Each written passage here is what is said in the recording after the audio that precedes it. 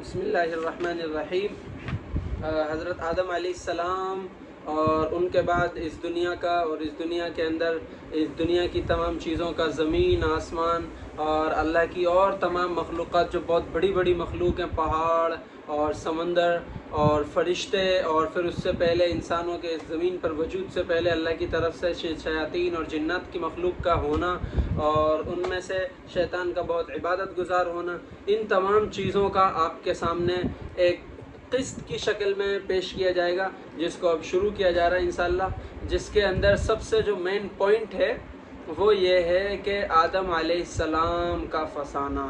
آدم سے مراد پوری انسانیت، آدمی کو آدمی آدم علیہ السلام کی نسل سے ہونے کی بنا پر ہی کہا جاتا ہے۔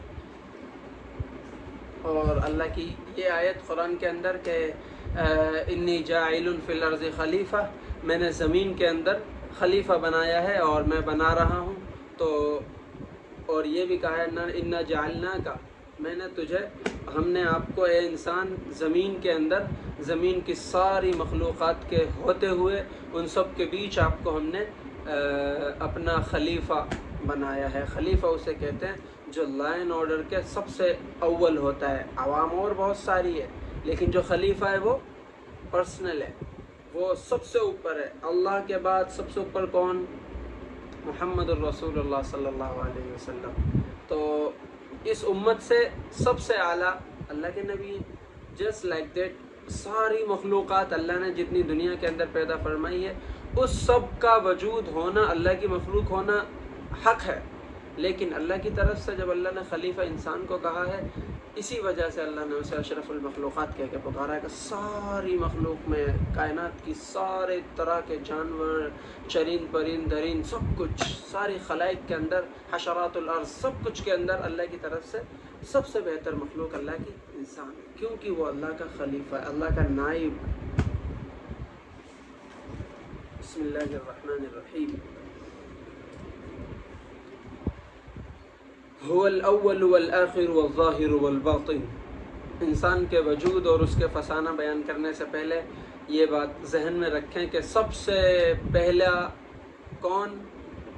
اللہ رب العزت، هو الاول والآخر والظاہر والباطن، ایک وہی قادر ذوالجلال اور ہے جو ظاہر اور باطن اور ہمیشہ سے قائم و دائم ہے اور ہمیشہ قائم و دائم رہے گا۔ چنانچہ سب سے پہلے اس وحدہ لا شریک نے اپنی قدرت کاملہ کو آشکارا کرنے کے لیے 14 طبق کو پیدا کیا، پھر گوناگون مخلوقات سے دو جہاں کو زینت دیتے ہوئے سب کے بعد بنی نوع انسان کو مٹی سے ہویدہ کر کے اپنی خلت و خلافت کے لقب سے یاد فرمایا۔ بس آپ اس کتاب میں صرف اپنی ہسٹری نہیں بلکہ 14 طبق کی ابتدائی تاریخ معلوم پڑیں گے۔ نور نبوی کا ظہور، اول ما خلق اللہ نوری، یعنی جناب رسول اللہ صلی اللہ علیہ وسلم کا ارشاد ہے، فرماتے ہیں کہ سب سے پہلے جو چیز اللہ نے پیدا فرمائی وہ میرا نور تھا۔ دوسری حدیث میں آقا نامدار صلی اللہ علیہ وسلم فرماتے ہیں کہ پھر سب سے پہلے جو شے اللہ نے پیدا فرمائی وہ میری روح تھی۔ تیسری حدیث میں حضور صلی اللہ علیہ وسلم فرماتے ہیں کہ پھر سب سے پہلے جو شے اللہ نے پیدا کی وہ قلم تھی، جس سے ہر ایک کی تقدیر مولا کائنات نے اپنی قدرت کاملہ سے خود تحریر فرمائی۔ چوتھی حدیث، اول ما خلق اللہ العقل، نبی علیہ السلام فرماتے ہیں کہ پھر سب سے پہلے جو شے اللہ پاک نے پیدا کی وہ عقل ہے۔ جس عقل سے افسوس ہم نے خدا کو پہچاننے کا کام نہ لیا، اور لیا تو محض دنیا فانی کی ترقی اور تن پروری کا کام۔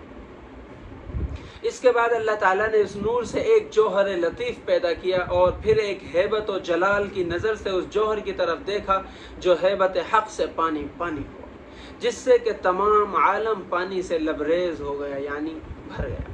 اس پانی کو اللہ تعالیٰ نے پھر ہیبت کی نظر سے دیکھا تو معاً اس پانی میں شرقی، غربی، جنوبی، شمالی 4 ہوائیں پیدا ہوئیں، پھر ان 4 ہواؤں کو اس پانی پر شدت کے ساتھ چلنے کا حکم ہوا، چنانچہ وہ چاروں ہوائیں نہایت شدت سے چلنی شروع ہوئیں تو اس پانی میں تلاطم اور انتہائی جوش پیدا ہوا اور اس میں سے بے حد دھواں اٹھنا شروع ہوا، پھر وہ دھواں پانی سے اٹھ کر معلق ہوا قائم ہوتا رہا معلق ہوا پر، لٹکی ہوئی ہوا پر جو بیچ میں تھی، یہاں تک کہ جب تمام عالم دھوئیں سے لبریز ہو گیا، سب کچھ دھوئیں سے بھر گیا، تو حضور رب العزت نے اپنے جلال کی نظر سے اس دھوئیں کو ملاحظہ فرمایا جو اسی وقت منجمد ہو کر ٹکڑے ٹکڑے ہوا، جم کر، اور 7 حصوں پر منقسم ہو گیا۔ پہلے حصے کا شفاف جمع ہوا پانی بنا، دوسرے حصے کا تانبا، تیسرے حصے کا لوہا، چوتھے حصے کی چاندی،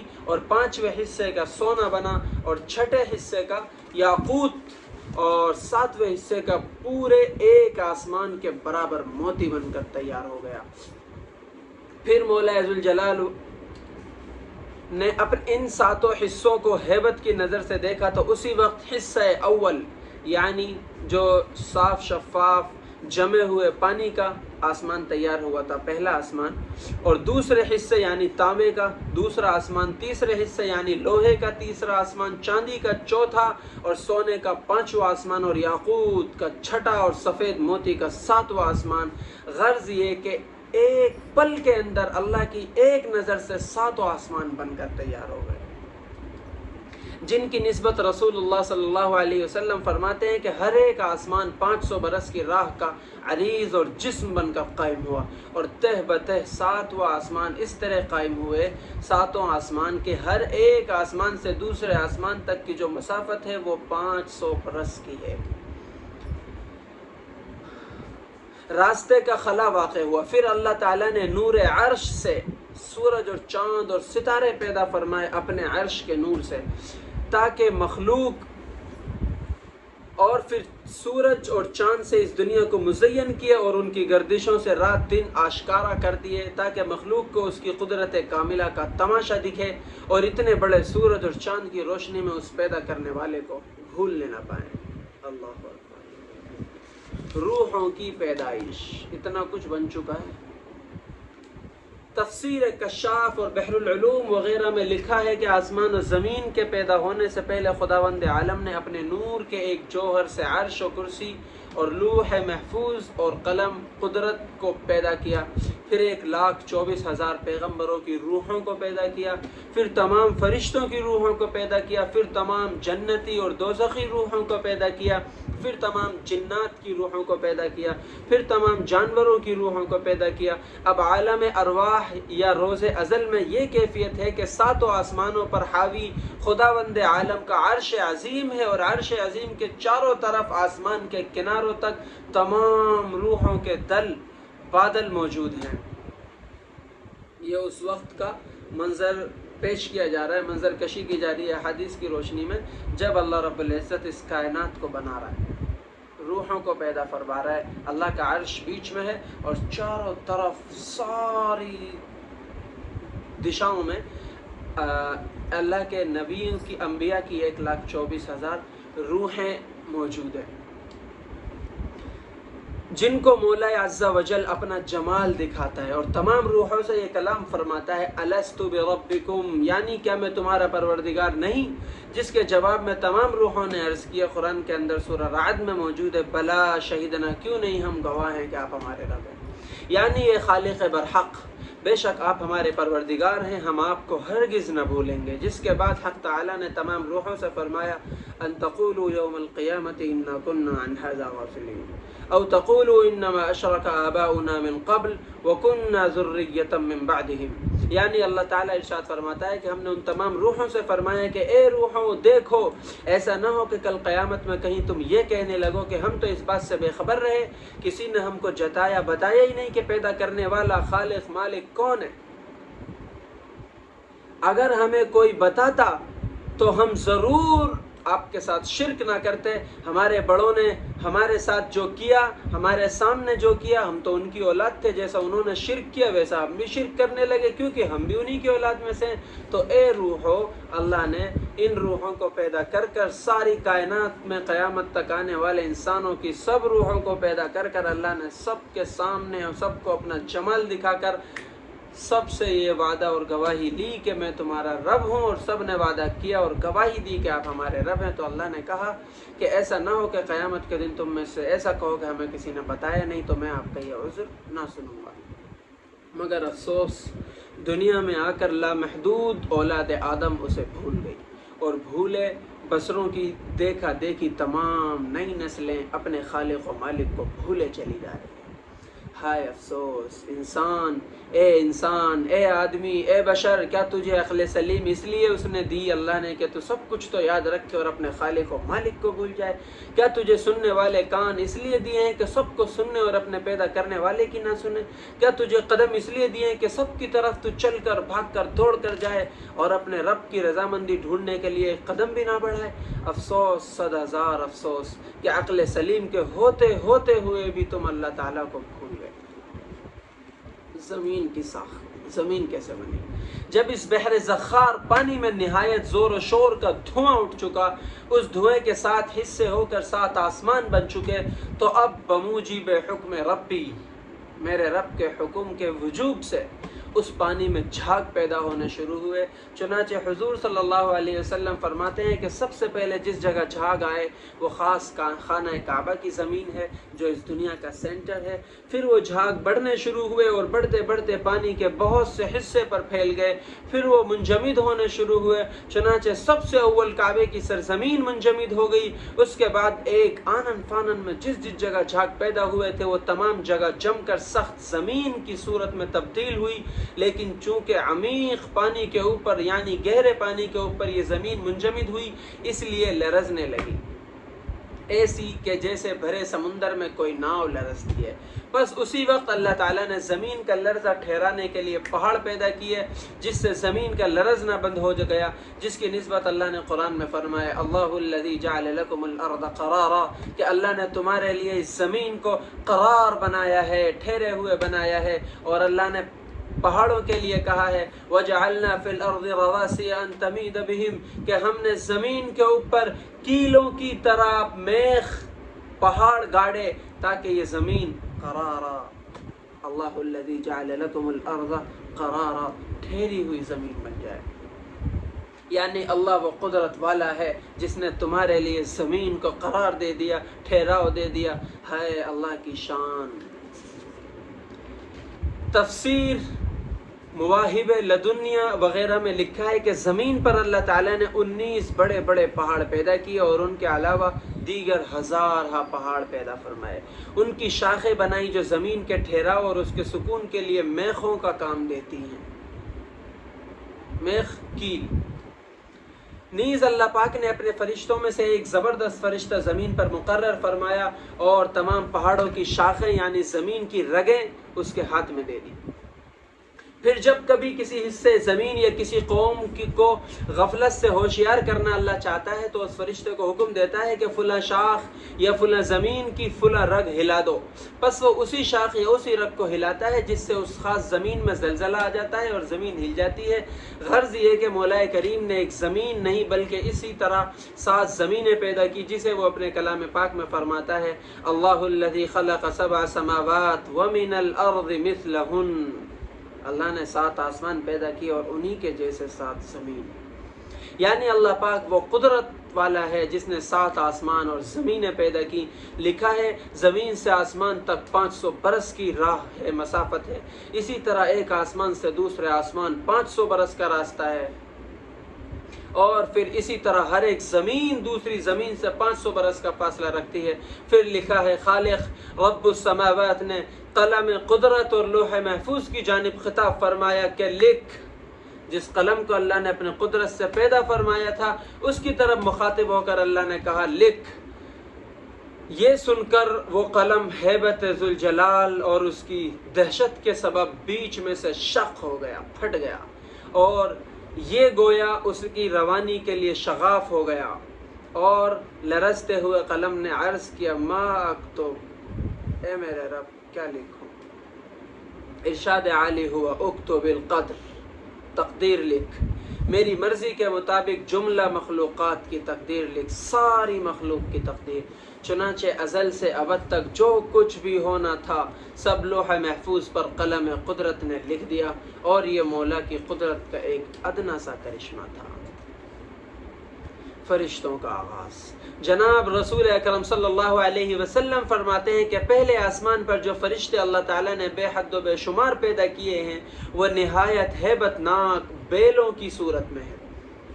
پھر پڑھ رہا ہوں، پہلے آسمان پر جو فرشتے اللہ تعالیٰ نے بے حد و بے شمار بنائے ہیں، پیدا فرمائے ہیں، وہ نہایت ہیبت ناک بیلوں کی صورت میں ہیں، بیلوں کی صورت میں لیکن بہت خوفناک۔ دوسرے آسمان پر جو فرشتے ہیں ملائکہ پیدا فرمائے ہیں وہ عقاب کی صورت میں ہیں۔ عقاب آسمان کی اونچائی پر سب سے اونچا اڑنے والا پرندہ۔ تیسرے آسمان کے فرشتے بڑے بڑے کرگسوں کی صورت میں ہیں۔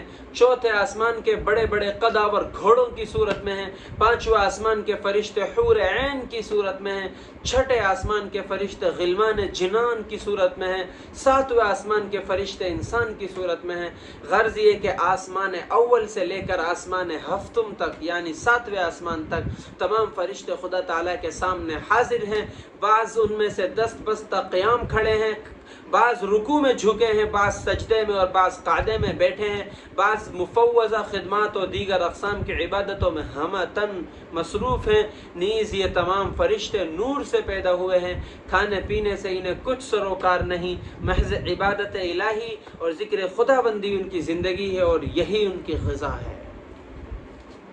تفسیر بحر المواج و معالم وغیرہ میں لکھا ہے کہ جس کو حضرت ابو ہریرہ رضی اللہ عنہ حضور صلی اللہ علیہ وسلم سے نقل کرتے ہیں، اللہ تعالیٰ نے ملائکہ اور جنات اور انسان کو پیدا کر کے ان کے 10 حصے کیے، جن میں 9 حصے فرشتے، 1 حصے جنات اور انسان، پھر اس پچھلے حصے کے 10 حصے کیے جس میں سے 9 حصے جنات و شیاطین اور ایک حصے سے انسان، پھر 1 حصے انسان کے 25 حصے کیے جن میں 24 حصے کافر، 1 حصہ مومن مسلمان، پھر 1 حصہ مومن مسلمان کو 73 حصوں میں تقسیم کیا جن میں 1 حصہ جنتی اور 72 حصے دوزخی۔ چنانچہ آقا نامدار صلی اللہ علیہ وآلہ وسلم فرماتے ہیں کہ میری امت میں بھی 73 فرقے ہو جائیں گے، کلہم فی النار الا ملۃ واحدہ، وہ سب دوزخ میں جائیں گے مگر ایک فرقہ جنت میں داخل ہوگا۔ صحابہ رضی اللہ عنہم اجمعین نے دریافت کیا کہ حضور وہ کون سی جماعت اور کون سا فرقہ ہوگا جو اکیلا جنت میں جائے گا؟ آپ نے فرمایا ما انا علیہ واصحابی، جس پر میں اور میرے صحابہ ہیں۔ ما انا علیہ واصحابی، جنت میں جانے والے صرف ایک جماعت ہوگی جس پر حضور نے فرمایا کہ جس پر راستے پر میں اور میرے صحابہ ہیں، جو میرے اور میرے صحابہ کے طریق پر چلتا ہوگا وہ انشاءاللہ جنت میں جائے گا۔ القصہ، فرشتوں کو اللہ تعالیٰ نے نور سے پیدا کر کے ان کی غذا یا زندگی محض اپنی طاعت اور عبادت قرار دی، اور ایک ایسا مطیع و فرما بردار گروہ پیدا کیا جن کی نسبت ارشاد باری تعالیٰ ہے لا یعصون اللہ ما امرہم، آپ کے رب کا، اللہ کا انہیں جو بھی حکم ہوتا ہے اسے اسی طرح جو کا توں بجا لاتے ہیں۔ فرشتے اتنے اطاعت شعار ہیں کہ کبھی وہ خدا تعالیٰ کی نافرمانی نہیں کرتے، جس کام کا انہیں حکم ہوتا ہے وہ فوراً کر گزرتے ہیں، جو جس خدمت پر مقرر ہے قیامت تک خاموشی کے ساتھ اس خدمت کو بجا لانے کے لیے کمر بستہ حاضر ہے۔ ممکن نہیں کہ سر مواس کام میں تساہلی یا غفلت کر جائے۔ ان میں ایک ایک فرشتہ اتنا قد و قامت اور اتنی قوت والا ہے کہ ایک انگلی کے اشارے سے روئے زمین کو ایک چھلے کی طرح اٹھا کر پھینک سکتا ہے۔ ایک ایک سنگل فرشتہ اتنی طاقت والا بنایا اللہ نے، اور اس سب کے باوجود سارے فرشتے جسے اللہ نے جھکا رکھا ہے جھکا ہوا ہے، کھڑا کر رکھا ہے ہاتھ باندھ کر کھڑا ہوا ہے، جسے بٹھا رکھا ہے بیٹھا ہوا ہے، جس کو جو حکم رب ذوالجلال نے دیا ہوا ہے وہ اسی حکم پر بالکل اسی طرح حاضر ہے۔ جنات کا دور، قرآن مجید اور فرقان حمید میں مولا ارشاد ہے وَالْجَانَّ خَلَقْنَاهُ مِن قَبْلُ مِن نَارِ السَّمُومِ، جنات کو ہم نے دہکتی ہوئی آگ سے پیدا کیا۔ لکھا ہے کہ فرشتے چونکہ نور سے پیدا ہوئے اس لیے طاعت مولا کی طرف مائل ہوئے، جنات آگ سے پیدا ہوئے تھے اس لیے اکثر ان میں سے نافرمانی اور سرکشی کی طرف جھک گئے۔ آگ میں چونکہ اندھیرا اور روشنی دونوں صفت ہیں، اس سے 2 اوصاف ان میں بھی ہوئے، یعنی یہ کہ جو آگ کی روشنی سے پیدا ہوئے وہ نیک نفس اور صاحب ایمان بن گئے، اور جو آگ کے اندھیرے سے پیدا ہوئے وہ بڑے سرکش اور کافر بن گئے۔ چنانچہ چنانچہ روایت ہے کہ جب اللہ تعالیٰ نے جنات کو اس سرزمین پر پیدا فرمایا تو ان میں سلسلہ اولاد کثرت سے شروع ہوا، انہیں ایک شریعت و طریقت کا پابند بناتے ہوئے اپنی اطاعت اور عبادت بجا لانے کا اللہ نے حکم دیا۔ جنہوں نے نہایت خوشی کے ساتھ شریعت وقت کو قبول و منظور کیا، وہ ساتھ ہی اس کے نہایت خوشحالی اور فارغ البالی سے اس عالم میں زندگی بسر کرنے لگے، حتیٰ کہ ایک بڑی مدت جسے بعض حکماء نے 36,000 برس کا زمانہ بتایا ہے، یہ قوم جنات بخیریت تمام گزار چکی، تو اب بسبب ناری یا آتشی فطرت کے ان میں تمرد اور سرکشی کے اسباب ظاہر ہونے شروع ہو گئے۔ گو بہت سے ان میں اسی طرح پابند شریعت رہے، لیکن ساتھ ہی اس کے بہتوں نے گمراہی اختیار کر لی، اور وہ متکبر اور سرکشی نہیں بلکہ انہوں نے عالم کو فساد اور خوریزی سے لبریز کرنا شروع کر دیا۔ وجہ ان کا آگ سے ہونا، جن پر اللہ تعالیٰ نے اپنی حجتیں پوری کی، انہیں طرح طرح کے عذاب و عقاب میں مبتلا کیا۔ جو لوگ ان میں پیاری شریعت پر قائم اور عبودیت پر مستقیم رہے، انہیں عافیت سے رکھا، سرکشوں اور نافرمانوں پر عذاب کیا۔ اس کے بعد اللہ تعالیٰ نے ایک بزرگ جنات میں سے جن کو صاحب شریعت بنا کر جنات کی ہدایت کے لیے بھیجا، جو جنات کے لیے دور جدید کے لقب سے ایک نیا زمانہ مشہور ہوا۔ چنانچہ اس مرتبہ بھی جنات اس حد تک شریعت و طریقت پر قائم رہے جتنا کہ پہلے 36,000 برس کے دور اول میں نکوکار رہے۔ غرض کے قوم جنات میں 36,000 برس کا دوسرا دور شریعت کی پابندی سے گزرا، اور اس کے بعد ان میں پھر جہالت اور سرکشی زور پکڑ گئی، جس سے کہ وہ پھر شرک و بدعت اور قتل و قتال میں مشغول ہو گئے۔ چنانچہ اس دفعہ حکم الہی ان کے فنا کر دینے کا صادر ہوا، اور تمام سرکش اور دشمنان شریعت فنا کر دیے گئے۔ اب تیسرا دور شروع ہوا، جس میں ایک نیک نہاد بزرگ ان کا والی بنا کر ذمہ دار بنا کر بھیجا گیا۔ پھر 36,000 برس تک یہ لوگ فرما برداری اور اطاعت شعار رہے۔ اس کے بعد پھر سرکشی اور قتل و قتال کا ان میں دورہ ہوا۔ حکم الہی سے پھر وہ سرکش جنات غارت کر دیے گئے، صرف نیک نفس اور نیک نہاد عالم میں باقی رہے۔ پھر ایک مدت میں جا کر ان میں ایک بہت بڑی قوم پیدا ہوئی، جس میں ایک مبارک نفس رہبر اور ہادی بنا، جو تمام زیور عقل و حکمت سے آراستہ تھا، ساتھ ہی اس کے وہ تمام حلال و حرام کے احکام سناتا، نیک اور بدی کے مقام دکھاتا۔ چنانچہ عرصہ دراز تک وہ اس کی اطاعت اور فرما برداری کرتے رہے۔ یہ چوتھا دور تھا جب اس نیک نفس ہادی نے اس جہان سے رحلت کی، تو جو بدترین جنات تھے وہ اگلی قوموں کی طرح سرکشی اور طغیانی میں پھر مبتلا ہو گئے۔ اس مرتبہ اللہ تعالیٰ نے ان کی ہدایت کے لیے رسول بھیجے تاکہ وہ راہ راست پر آ سکیں، مگر ان کے نصائح سے ذرا متاثر نہ ہوئے، بلکہ اسی طرح قتل و غارت گری اور شرک و معصیت پر تلے رہے، مبتلا رہے۔ نہیں بلکہ نہایت سخت قوم جبار بن کر عالم کو تہو بالا کرنا شروع کر دیا۔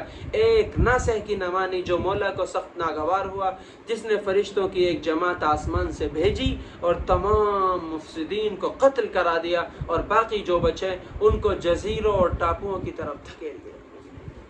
جنات کو اللہ تعالیٰ نے اتنی طاقت دی ہے کہ وہ زمین سے آسمان تک کا قد بنا سکتے ہیں، ہوا بن کر غائب ہو سکتے ہیں، آگ بن کر روشن ہو جاتے ہیں، اور خوبصورت مرد اور حسین عورت بن سکتے ہیں، سانپ، بچھو، مچھر، مکھی سب بن سکتے ہیں۔ یہ اللہ کی دی ہوئی ان کو پاور سے ایک پل میں مشرق سے مغرب، جنوب سے شمال تک جا سکتے ہیں۔ غرض یہ کہ بڑی طاقتور مخلوق اللہ نے بنائی، مگر ساتھ ہی اس کے ہماری ہادی، ہمارے پیشوا جناب رسول اللہ صلی اللہ علیہ وسلم نے بتایا کہ اللہ کی نافرمانی سے مخلوق سرسبز نہیں بلکہ ہلاک ہو جاتی ہے۔ چنانچہ جنات جیسی شہزور مخلوق اس جہان سے نیست و نابود کر دی گئی۔ وجہ نافرمانی خداوند، ابلیس کا فسانہ۔ اب جنات کا اور ان کے لوگوں کا اور شیاطین کا 36,000 برس کے 4 دور گزار دیے اللہ نے، جن کے اندر اللہ نے یہ کوششیں بھی کی حجت قائم کرنے کے لیے کہ اپنے رسول بھیجے ان کے بیچ، انہی کے سے لوگ نیک بنا کر تاکہ ان کو وہ نصیحتیں کریں، لیکن انہوں نے کسی کی مانی اور لوگوں کی بالکل نہ مانی۔ جس کی مانی جب اس کا انتقال ہوا تو پھر اپنی پہ آ گئے اور وہی ایسی تیسی کری اپنی۔ یہ چوتھی دفعہ تھا کہ اس دفعہ اللہ نے انہیں ختم کر دیا۔ قوم جنات میں ایک بزرگ جس کا نام عزازیل مشہور تھا، فی الحقیقت وہ بڑا عبادت گزار اور اللہ کا نہایت فرما بردار بندہ تھا۔ چنانچہ وہ چاروں دور میں جن کی مدت پورے 1,24,000 سال کی ہوتی ہے، نہایت نیک نفس اور اطاعت شعار رہا۔ تمام قوم سے چھپ چھپ کر خلوص کے ساتھ عبادت الہی کیا کرتا تھا۔ جب جنات تباہ کر دیے گئے، بقیہ ان کے جزیروں کی طرف بھگا دیے گئے، تو فرشتوں نے اس نیک نہاد یعنی عزازیل کے لیے بارگاہ عزدی میں اللہ کے حضور سفارش کی اور عرض کیا کہ خداوند، اگر تو اس نیک نفس بندے کو آسمان پر بلا لے تو ہم بھی اس کی عبادت کے جوش و خروش سے فائدہ حاصل کریں۔ بہتر ہے کہ ایسا مطیع اور فرما بردار شخص ہماری جماعت میں شامل قبول کر لیا جائے۔ مولا نے تبسم فرماتے ہوئے فرشتوں کی سفارش عزازیل کے حق میں قبول کر لی اور عزازیل کو آسمان اول پر لے جانے کا حکم دے دیا گیا۔ چنانچہ فرشتے اسی وقت عزازیل کو ہاتھوں ہاتھ آسمان پر لے گئے، جہاں اس کے جوش و خروش کی عبادت دیکھ کر دوسرے آسمان کے فرشتے ملتجی ہوئے کہ حضور ایسا عابد ہمارے پاس رہے تو نہایت اچھی بات ہو۔ چنانچہ چھٹے آسمان والوں کی بھی سفارش قبول کی گئی اور پھر عزازیل کو چھٹے آسمان پر بھیج دیا گیا۔ مگر عزازیل کی عبادت روز بروز ترقی ہی کرتی جا رہی تھی، ساتھ ہی اس کے مرتبہ بھی بڑھتا چلا جا رہا تھا، فرشتے بھی اس کے ذکر و شغل سے عش عش کرتے تھے۔ غرض یہ کہ عزازیل اپنی عبادت کے سبب رفتہ رفتہ فرشتوں کی سفارش سے 7ویں آسمان پر پہنچ گیا۔ نیز یہ بھی ایک روایت میں ہے کہ ہر ایک آسمان پر اس نے 10,000 ہزار سال تک پورے جوش و خروش سے عبادت کی۔ خلاصہ یہ کہ جب 7ویں آسمان پر اس نے انتہا درجے کی جوش و خروش دکھائی، عبادت کی، تو رضوان جنت کے داروغہ یہ دیکھ کر بارگاہ خداوندی میں ملتجئ ہوا کہ اگر یہ بزرگ جنت میں رو کر حضور کی عبادت بجا لائے یعنی اللہ کی، تو کتنا اچھا ہو۔ چنانچہ رضوان کی سفارش قبول ہوئی اور اب یہ مبارک صورت اور نیک سیرت 7واں آسمان سے مافوق، 7واں آسمان سے اوپر جنت میں چلا گیا۔ آئے ہوئے Who is that? عزازیل۔ چنانچہ معلوم کر لینا چاہیے کہ اللہ تعالیٰ نے جنت 7ویں آسمان سے اوپر اور عرش معلی جو اللہ کا تخت ہے اس سے نیچے قائم فرمائی ہے۔ دوزخ 7 زمینوں کے نیچے تحت الثری میں بنائی ہے۔ اللہ، جنت اللہ نے عرش معلی سے نیچے اور 7ویں آسمان سے اوپر، اور جہنم زمین کے 7ویں زمین سے نیچے۔ پس عزازیل اپنی عادت کے موافق جنت میں انتہائی عبادت گزار رہا اور عبادت کرنے لگا، بلکہ یہاں ایک نئی اعزازی بات اور حاصل ہو گئی کہ وہ یہ کہ فرشتوں کو ذکر الہی کی تعلیم اور تلقین بھی شروع کر دی۔ ملائکہ اس کی عبادت اور اس کی نصیحت سے بہت مسرور ہوتے تھے اور بہت کچھ اس سے استفادہ کرتے تھے۔ اس کے بعد ملائکہ کی خواہش پر یاقوت سرخ کا ممبر ملأ اعلیٰ یا عرش معلی کے نیچے عزازیل کے لیے بچھایا گیا، جہاں بیٹھ کر وہ تمام ملائکہ کو ذکر الہی سنا تھا اور مجلس وعظ قائم کرتا رہا۔ چنانچہ عزازیل کے نصائح سننے کے لیے اس قدر ملائکہ جمع ہوتے تھے کہ ان کی گنتی سوائے خدا کے کوئی نہ جان سکتا، جس سے تمام ملائکہ اس کی تسبیح اور نصیحتوں کو گوناگوں سے بے حد مستفید ہوتے رہے۔ ان للہ ملائکہ سیاحین فی الارض یلتمس الذکر، یعنی فرشتے ہر وقت ذکر الہی کی مجلس تلاش کرتے پھرتے ہیں، پھر جہاں کہیں بھی وہ پاتے ہیں ذکر الہی ہو رہا ہے، زمین سے آسمان تک تہ بتہ اس قدر جمع ہو جاتے ہیں کہ آسمان دنیا تک ان کی کثرت پہنچ جاتی ہے۔ اس لیے دنیا کے لوگوں کو چاہیے کہ اللہ کے ذکر کی محفلیں لگایا کریں تاکہ اللہ کی نیک صورت اور سیرت مخلوق فرشتے آپ کی محفلوں میں شامل ہوں۔ جب آپ اس نیک سیرت اور خوش اخلاق اللہ کی ذکر کی محفلیں لگائیں گے تو وہ فرشتے آپ کی کسی نہ کسی بات پر اور ہر بات پر آمین کہیں گے، جانے کس بات پر۔ اللہ کے ان پاک مخلوق کی پاک زبان سے اللہ آمین قبول کر لے اور آپ کا ذریعہ مغفرت بن جائے۔ پھر جب وہ ذکر کی مجلس ختم ہو جاتی ہے تو یہ فرشتے حضور خداوندی میں پہنچتے ہیں۔ خدا تعالیٰ اپنے ذاکرین کا مرتبہ بڑھانے کے لیے ان سے دریافت فرماتا ہے، کہاں سے آئے ہو؟ ملائکہ عرض کرتے ہیں کہ آپ کے ذاکرین بندوں کے پاس سے۔ پھر فرماتے ہیں کہ میرے بندے کیا کر رہے تھے؟ عرض کرتے ہیں یا اللہ آپ کا ذکر کر رہے تھے، کیا مجھے میرے بندوں نے دیکھ لیا؟ عرض کرتے ہیں نہیں، دیکھا نہیں، یؤمنون بالغیب، وہ تو بغیر دیکھے آپ پر ایمان رکھتے ہیں۔ اگر وہ میرے بندے مجھے دیکھ لیں تو ان کا کیا حال ہوگا؟ اگر وہ آپ کو دیکھ لیں تو اور زیادہ عاشق ہو جائیں۔ اچھا اے فرشتوں، ہم تم کو گواہ کرتے ہیں کہ ہم نے ان ذکر کرنے والوں اور سننے والوں کو سب کو بخش دیا ہے۔ یہ ہر اس محفل کے بارے میں جو قیامت تک اس سرزمین پر انسانوں کے ذریعے لگائی جاتی رہے گی، اور وہ محفل ذکر خداوند ہونی چاہیے۔ ایک فرشتہ عرض کرتا ہے کہ حضور یعنی اللہ، میں آپ کے بعض ایسے بندے بھی موجود ہیں ان لوگوں میں جو ذکر الہی سننے کے لیے نہیں بلکہ اپنے کسی اور کام کے لیے آ گئے تھے، یا شوق سے نہیں بلکہ ایسے ہی بیٹھے ہوئے تھے، ان کی بخشش کی نسبت کیا ارشاد ہے؟ ارشاد ہوتا ہے ہم جلساء لا یشقی جلیسہم، ان میں ہمارے خاص شوق سے سننے والے ایسے بیٹھے تھے جن کے طفیل ہم نے تمام اہل مجلس کو بخش دیا۔ اللہ اکبر۔ عزازیل کی پیام بری، اب بھائی صاحب ہونے جا رہے ہیں بڑے والے۔ پھر وہ جنات جو جزیروں کی طرف دھکیل دیے گئے تھے، سارے جنات کو تو اللہ نے اپنے فرشتوں کو حکم دے کر قتل کروا دیا تھا، جو نیک تھے ان کو ٹاپوؤں کی طرف، جزیروں کی طرف، آئی لینڈز کی طرف دھکیل دیا گیا تھا۔ تو جو وہاں دھکیل دیے گئے تھے رفتہ رفتہ ایک عرصے کے بعد زمین پر پھر پھیل گئے، یہاں تک کہ تمام زمین پر ان کی بادشاہت ہو گئی، اور اب یہ ان کا 5واں دور ہے، لیکن جہالت و کفر میں بے حد ڈوبے ہوئے ہیں۔ جن کی یہ حالت معلوم کر کے عزازیل نے حضور خداوندی میں عرض کیا کہ افسوس، میری قوم طغیانی و سرکشی میں پھر تباہ و برباد ہو رہی ہے۔ اگر حکم عالی ہو تو میں زمین پر جاؤں اور اپنی قوم کو راہ راست پر لاؤں۔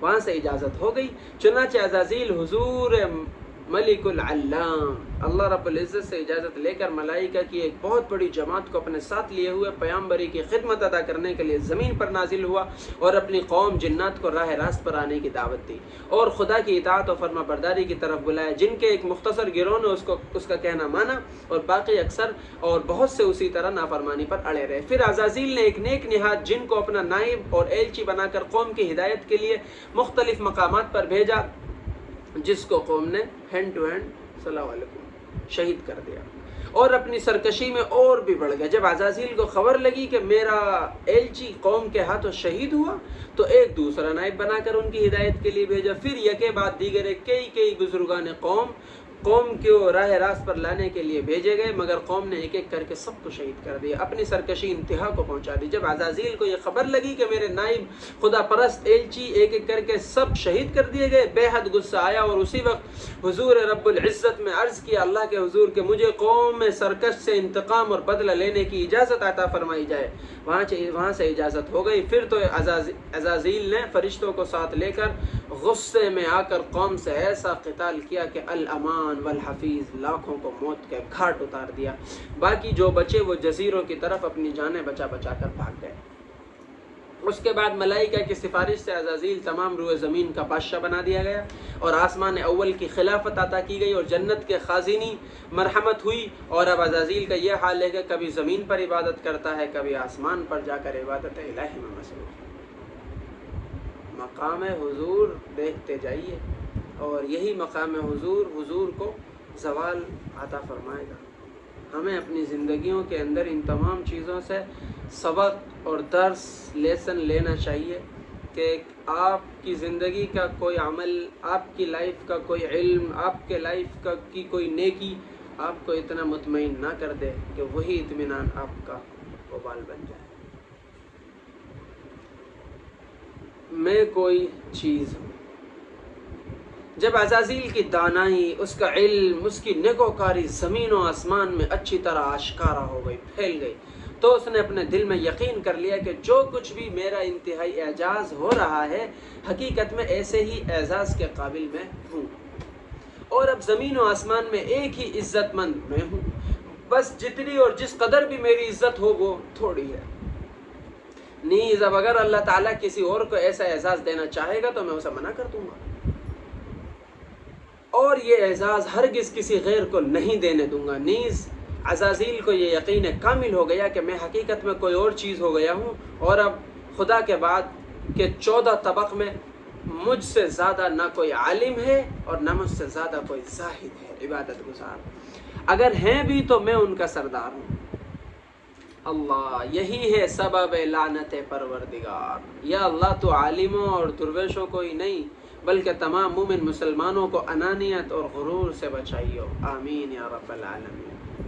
اب عزازیل کا یہ حال ہے کہ وہ بڑے زور و شور سے ہر ایک جگہ خدا کی عبادت کرتا پھرتا ہے اور دل میں اپنی عبادت پر فخر کرتا ہے. ایک دن بہت سے فرشتے جمع ہو کر اس کے پاس آئے اور کہا کہ اے مقدس صورت، آج ہمارا گزر لوح محفوظ کی طرف ہوا تھا. وہاں ہم نے دیکھا ہے کہ اس پر لکھا ہوا تھا ایک مقرب بارگاہ حیض تھی کہ اللہ کی دربار کا ایک مقرب شخص عن قریب بہت جلد ہی خدا کی لعنت میں گرفتار ہونے والا ہے.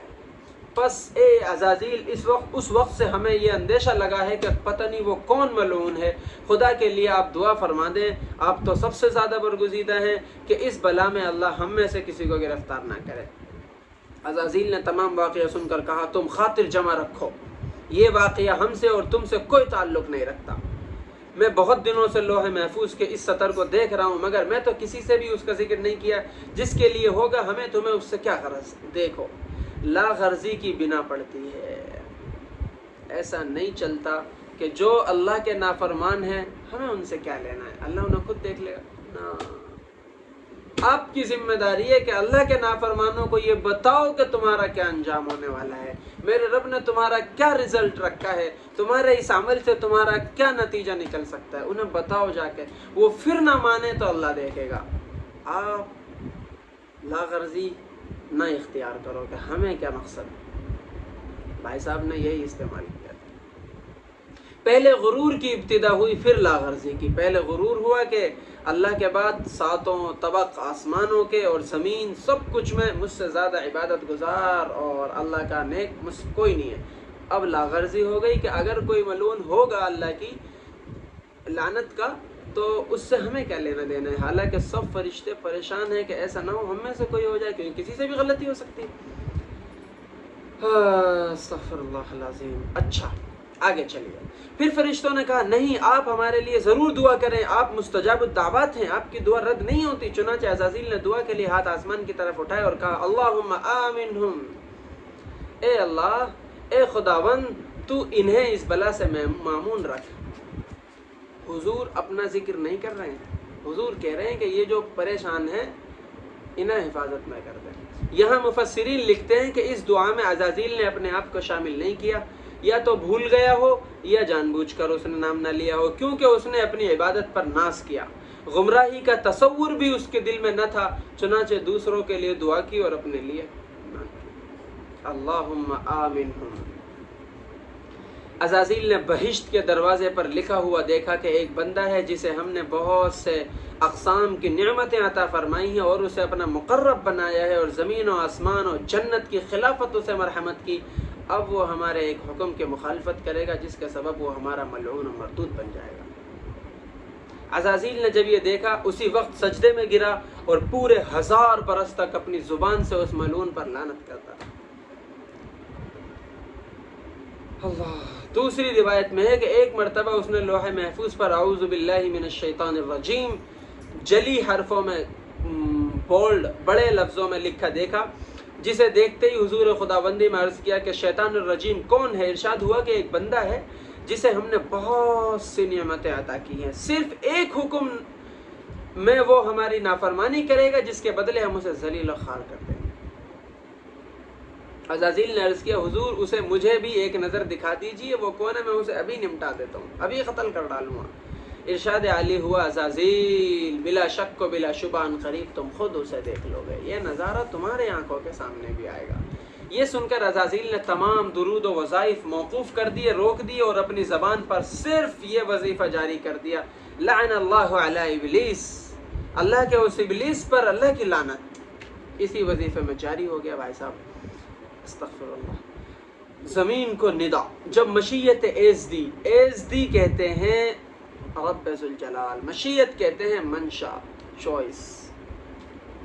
جب اللہ رب العزت کی مشیت نے بنی نوع آدم علیہ السلام مطلب انسانیت کی قسم، ایک مخلوق ہے انسانیت انسان ایک مخلوق ہے، ایک مخلوق کی ایک قسم ہے، تو بنی نوع انسان کو پیدا کرنے کا ارادہ کیا تو سب سے پہلے زمین کے نام حکم آیا کہ اے زمین ہم چاہتے ہیں کہ تیرے ذروں سے انسان پیدا کریں، جن میں بعض تو میرے مطیع اور فرما بردار ہوں اور بعض نافرمان، پس نافرمانوں کو میں بہشت میں فرما برداروں کو بہشت میں جنت میں داخل کروں، نافرمانوں کو آتش دوزخ میں جلا دوں۔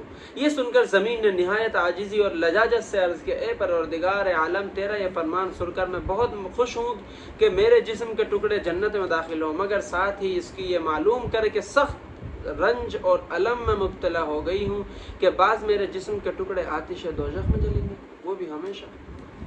یہ کہہ کر زمین اس قدر روئی کہ اس کے آنسوؤں سے دریا اور ندیاں جاری ہو گئی۔ کہتے ہیں کہ اگر زمین اس غم میں نہ روتی تو انسان بھی کبھی کسی غم میں نہ روتا۔ یہ انسان کا رونا محض زمین کے رونے کا سبب ہے۔ پھر اللہ تعالیٰ نے اپنے فرشتوں میں سے ایک مقرب فرشتہ یعنی جبریل کو خطاب فرمایا کہ اے جبریل ہمارا حکم بجا لاؤ۔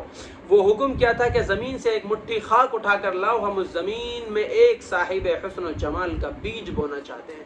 حضرت جبریل یہ حکم سنتے ہی سدرۃ المنتہا سے فوراً زمین پر اترے تاکہ حکم الہی بجا لائیں اور تمام زمین کو اجزاء یعنی سفید، سیاہ، زرد، سرخ، پاک، ناپاک سب میں سے ایک مٹھی خاک کی بھر کر حضور خدا بندی میں لے جائیں۔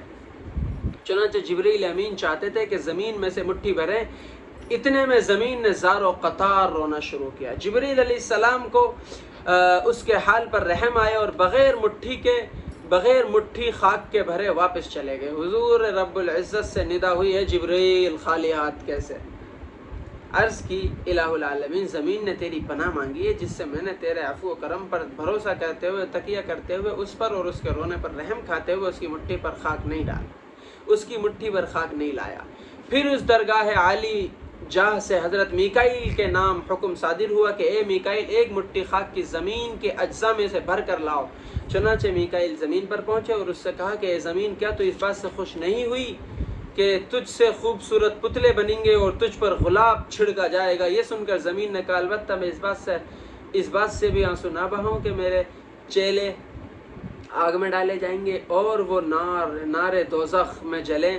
یہ کہہ کر زمین نے بے حد رونا شروع کر دیا اور خدا کا واسطہ دے کر انہیں بھی رخصت کر دیا۔ جب حضرت میکائیل حضور خداوندی میں پہنچے تو ارشاد ہوا میکائیل خالی ہاتھ کیوں آئے ہو؟ عرض کیا مولا تو نے ایسی عاجز اور مسکینہ کے پاس بھیجا، ایسی بیچاری مخلوق کے پاس جس میں مسکنت اور جس کے رونے پر مجھے ترس آ گیا، میں بغیر مٹھی خاک کے لیے واپس آ گیا۔ پھر حضرت اسرافیل کے نام حکم صادر ہوا، چنانچہ حضرت اسرافیل علیہ السلام زمین پر پہنچے، ان کو بھی زمین نے خدا کا واسطہ دیا، زمین بہت روئی جس سے ان کو بھی ترس آ گیا، وہ بھی واپس چلے گئے۔ حضرت اسرائیل کو حکم ہوا کہ اے اسرائیل ہمارے حکم کی تعمیل کرو۔ اسرائیل علیہ السلام نے آتے ہی للکار کر کہا اے زمین تیرا رونا دھونا میرے آگے کوئی کام نہ کرے گا، تیرا بسورنا میرے آگے کچھ مفید نہیں۔ غلام کو حکم شہنشاہی بجا لانے میں ذرا تأمل نہ ہونا چاہیے۔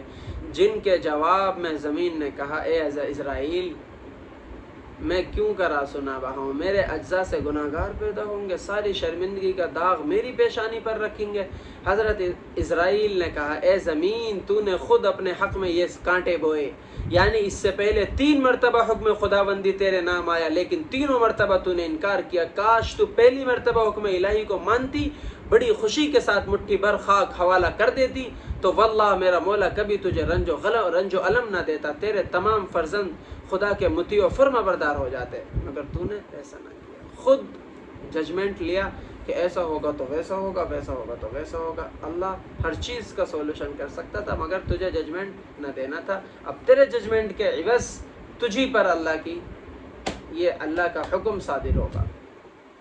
اس کے بعد اسرائیل علیہ السلام نے کہا اے زمین تیرا رونا، تیرا عذر و معذرت سب بیکار ہے، میں تیری کسی بات پر رحم نہ کھاؤں گا کیونکہ میں رحم اور ترس کھانے کے لیے نہیں بلکہ حکم الہی بجانے کے لیے آیا ہوں۔ یہ یاس اور ناامیدی کے فقرے سن کر ادھر تو زمین نے بے حد رونا شروع کیا، ادھر اسرائیل علیہ السلام نے بسم اللہ کہہ کر ایک خوفناک چنگل زمین پر مارا، تمام اجزاء کی ایک پوری مٹھی بھر کر روانہ ہو گئے۔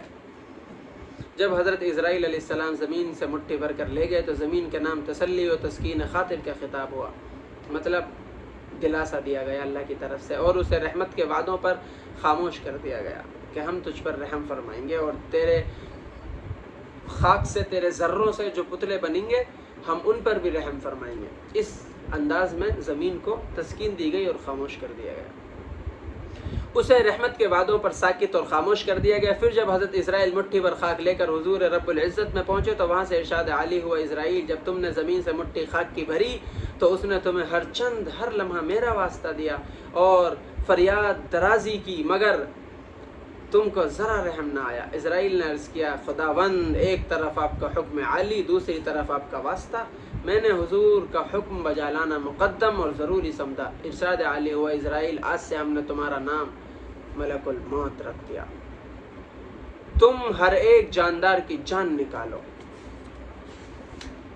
اتنا سننا تھا کہ حضرت اسرائیل رونے لگے اور عرض کیا، اے الہ العالمین، اولاد آدم میں نبی، ولی، اچھے برے سب قسم کے لوگ ہوں گے، ان میں موت سے خوفناک شے کوئی نہیں ہوگی، بس تمام لوگ مجھ کو برائی سے یاد کریں گے، مجھے سخت ظالم کہیں گے، سب کے سب مجھے برا سمجھیں گے، نہیں میرے دشمن ہو جائیں گے۔ اللہ پاک نے فرمایا، اسرائیل تم اس بات کا بالکل اندیشہ نہ کرو، ہم اپنی مخلوق کی موت کے بارے میں بہت سے اسباب اور بہانے پیدا کر دیں گے، بغیر بہانے کسی کی موت ہی نہ آئے گی، لوگ ہمیشہ سبب اور بہانے کا ذکر کریں گے، تمہارا کوئی نام نہ لے گا۔ بھائی صاحب اپنی اپنی ڈیل ہو رہی ہے، زمین کو ڈیل دے دی، اب اسرائیل علیہ السلام ملک الموت کو ڈیل دے دی، جس نے بھی اپنا ڈر دکھایا اسے ہی ڈیل دے دی۔ صحیح ہے بھائی، بہت بڑھیا۔ اللہ کا میٹر، اللہ کی بات، اللہ کا حکم، اللہ کی طاقت، اللہ کی قدرت، اللہ کی ملکیت، وَلَهُ الْحُكْمُ لَهُ الْحُكْمُ لَهُ الْأَمْرُ لِلَّهِ الْحُكْمُ۔ ہم کون؟ ہم غلام عزتی ہیں۔ آدم کا پتلا